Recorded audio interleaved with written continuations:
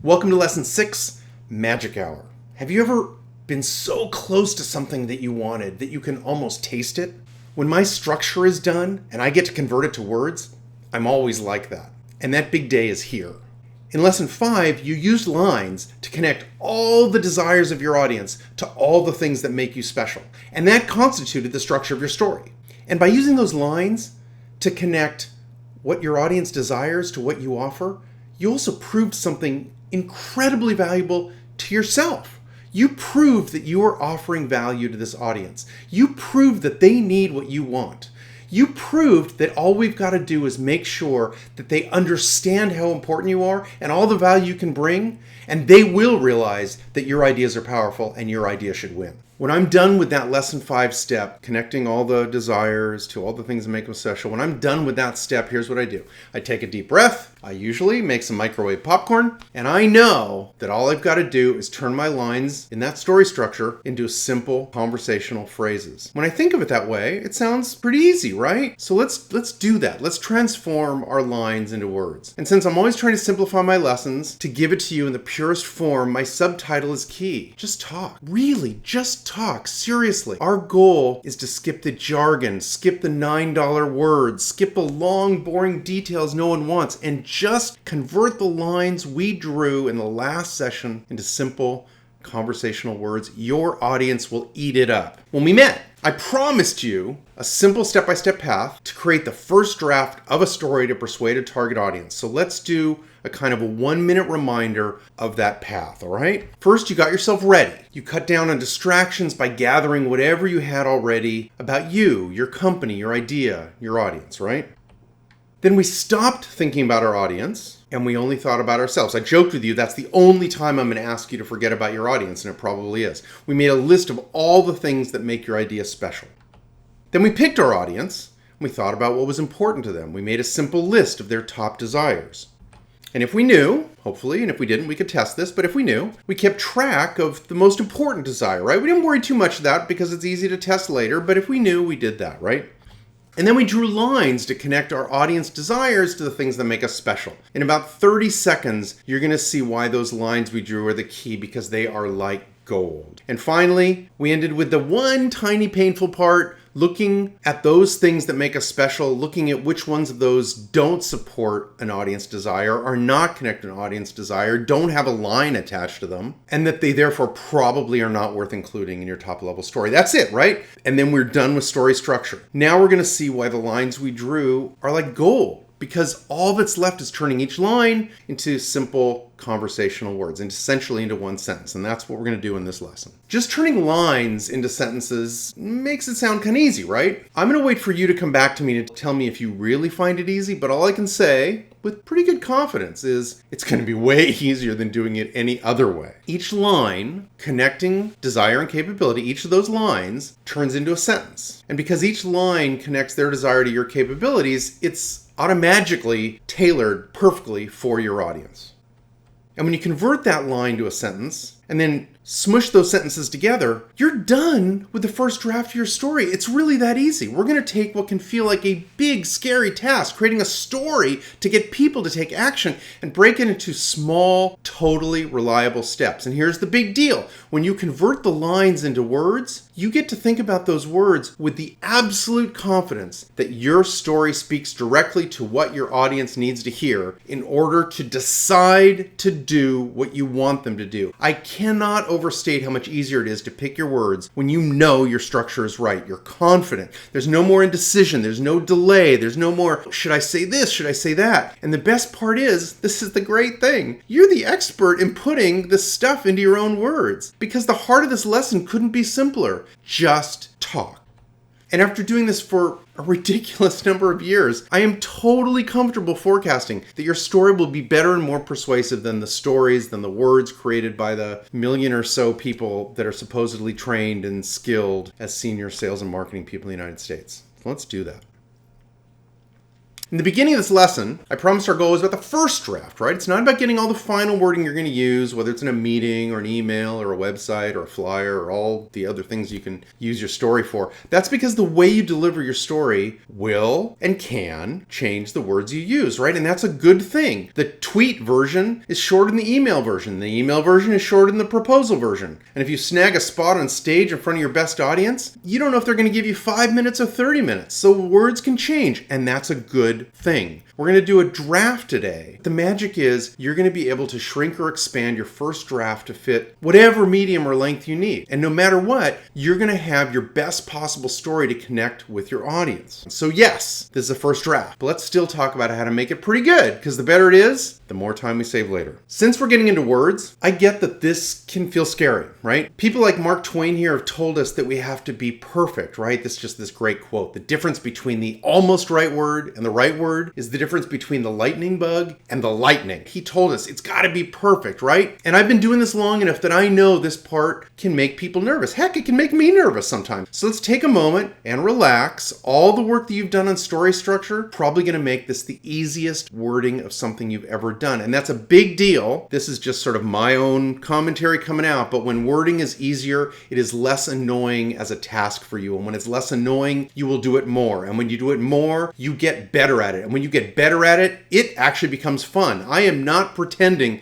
that converting the structure into writing is trivial. It's not trivial. But if you and I continue to work together in the future, we can talk about lots of ways to make writing easier and more effective. But even if you never take another course with me, if you just use this technique for your high-stakes communications, your presentations, your sales pitches, your most critical emails, maybe even your one-on-ones with your boss or your customer, you will be wildly more persuasive. I'll start with what I promise is both the easiest and usually most effective way to make your point, and that is just talk. When you're writing your story, write what you really say. And you know what? There's even an easy way to capture what you would naturally say. Your smartphone can almost surely take dictation and type out whatever you say without you having to buy anything at all, without buying anything new. I am totally serious that over half of all my writing starts by dictating into my iPhone. The keyboard has that little microphone icon. If you haven't used it, you got to try it out. And when you tap it, the phone just types whatever you say. Yes, I get it. I've talked to a lot of people about this. It feels a little bit weird at first, all right? But then it becomes second nature. And here's the most important reason to try. Because those words literally came out of your mouth, you almost always end up with something that sounds human and real and even interesting, instead of the horrible corporate jargon that everybody hates and that happens when people start typing out things and they think they've got to speak in marketingese and suddenly they think they've got to be sophisticated and what they get is something that's terrible. Just talk. So let's go deeper. Let's pretend you end up with a list of the 5 most important things your audience wants, your audience needs, right? And you even know which one is probably the most important. As usual, we're going to start with our friends at Simple Sprouts who make their incredible product, which is a little paper pod like a tea bag filled with seeds plus dirt plus fertilizer, all right? So let's start with the most important desire. Take less time. It connects to our core product description. Our pods combine the seeds and the dirt and the fertilizer, right? Let's also keep an eye on don't get too dirty. That's linked to these clean biodegradable wrappers because the wrapper and the pod, they're so connected, all right? Everything else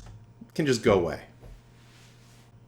And now, just so you don't have to read my terrible chicken scratches anymore, let's make that text clearer, okay? So these are the exact same items, take less time, and don't get too dirty, that connect to the pods and connect to the wrappers, right? Now to start, imagine someone walking up to you and saying something that people really would do, a very human thing. Hi, the most important thing to me is to take less time when I'm planting a garden. Can you help me? Think about that, all right? That's all it is, a real human conversation. How would you help? How would you answer that question from a real person who needs your help? What would you say? You simply look at the lines and you start talking normally. But how do we get started? How do we get started turning that line into something that's really simple, that's really conversational? So when you're creating a sentence for every one of those lines, I really do encourage you to say what feels natural to you because it's going to come out as more authentic. But if you're stuck, here's a classic form that I use all the time as a first draft. You get, and in parentheses, your desire, you get your desire, whatever that desire is, and you get it because of our capability. So take less time, we got that one as the desire, and the way we pay that off is that we've got our pods, right? The seeds, the fertilizer, and the soil. It might become something like,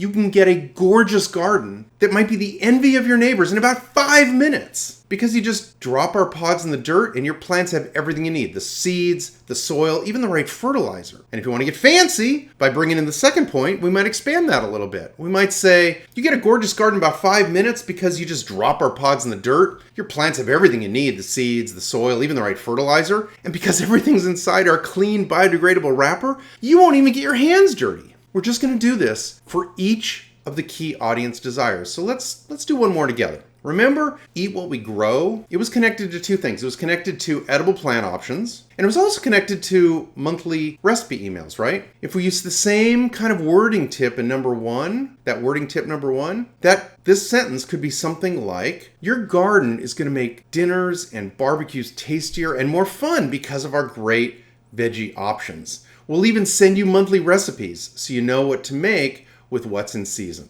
All right, now it's your time. It's time to jump on your own connecting lines. Check out the lines you've got, which are connecting your audience desires to the things that make you special. Remember, you already narrowed your audience desires down to the top 5 or so, right? So this isn't a big project. You only have to do this like 5 times. And here's the great news. When you write those sentences and just say them one after another, you are ready for your audience. You're ready to get out there and talk to your audience, knowing that you're hitting what matters most to them. Now, how does that work? How does it work when you actually get in front of your audience? Let's even talk about that with tip number 2. If you're talking, the conversation flow is just like this. It's as simple as this. Just start with this sentence about their most important desire. Wait for them to nod. They always will, right? You've said you really want this, and this is the way we give it to you. At minimum, they're going to kind of grunt. I often joke that when you're doing a first level, highest level story for someone, they're never going to say, "Oh my goodness, I'm convinced, that's perfect." What they're going to do is go, "Huh."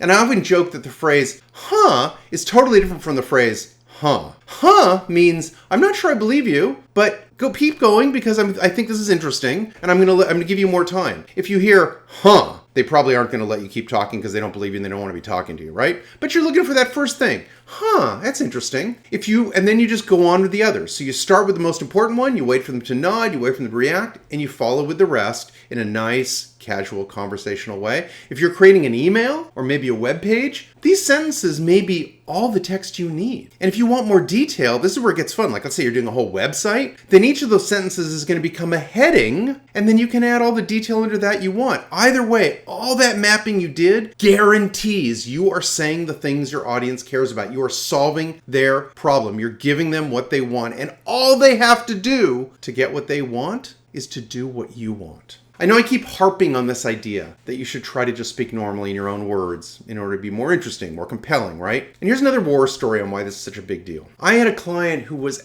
absolutely brilliant. He's one of those world-class people who really might have known more about his stuff than almost anyone else on the planet. But he could not talk about his product without falling headfirst into a giant, ugly vat of big words and jargon. No matter who he spoke to, he'd say his product offered something like coordinated, simultaneous fusion across disintermediated, disaggregated, and inconsistent data. Tell me that doesn't get you excited, right? He really believed he was being helpful. He thought he was being specific. Instead, day after day, he was speaking ancient Greek to people who only knew how to speak English. It's not that those features that he loved so much weren't valuable. It's not that he wasn't correct, but he couldn't give his audience this warm, fuzzy feeling that he understood their desires and could explain how his product could help them. It flat out didn't work. It couldn't work. You can do better. You can just talk to people. When you do that, I promise you, people will listen. Here's another tip that may make wording easier. Try talking about what you offer using the words of your customer's desire. Let's see how this might work in something other than selling seeds. Let's say your business sells some kind of information, all right? Maybe you're teaching guitar or a foreign language. Your list of what makes you special might include something like 12 classes a week, that's possible, an end of chapter test, okay, and information that you can download onto phones. All right, those are the 3 things that was on your what makes us special. We have 12 classes a week, that's a lot. We have end of chapter test at every chapter, and the information we've got you can download onto a smartphone. So what does it mean when we say we're going to talk about what you offer using the words of your customer's desire? Let's play that out. 12 classes a week? Well, that was clearly connected to convenience for working people, right? So it might become something like, we have classes that are going to fit a busy working schedule. Similarly, an end of chapter test, well, that's clearly to help customers who wonder if they're actually learning anything from you. So it might become, we include a quiz after every subject to make sure you really understand it, because that's what's really important to us, that you understand it.